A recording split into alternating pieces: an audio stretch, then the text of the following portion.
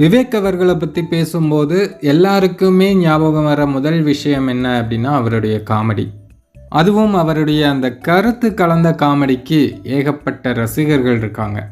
அவருடைய அந்த கருத்து காமெடியை முதலாக பாராட்டி பேசினது அப்படின்னா சூப்பர் ஸ்டார் ரஜினிகாந்த் அவர்கள் தானோ. இதை நான் சொல்லலை, விவேக் அவர்களே ஒரு மேடையில் சொன்ன விஷயந்தான் இது. தலைவர் என்ன சொன்னார் அப்படிங்கிறத இப்போ விவேக் வாயாலே நீங்களே கேளுங்க.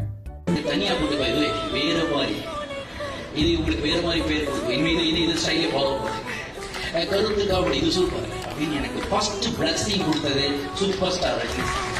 ஒரு மனுஷன் இந்த அளவுக்கு பாசிட்டிவாக இருக்க முடியுமா அப்படின்னா அது தலைவர் ரஜினிகாந்த் அவர்கள்ட்ட இருந்து தான் எல்லாருமே கற்றுக்கணும்.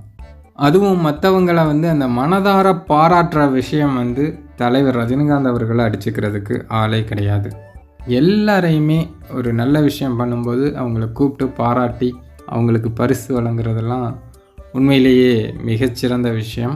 இதை தலைவர் இன்றைக்கி நேரத்தில் பல வருடங்களாக பண்ணிட்டு தான் இருக்காங்க. இதனால தான் இவரை உலகமே தலைக்கு மேலே தூக்கி வச்சு கொண்டாடுது.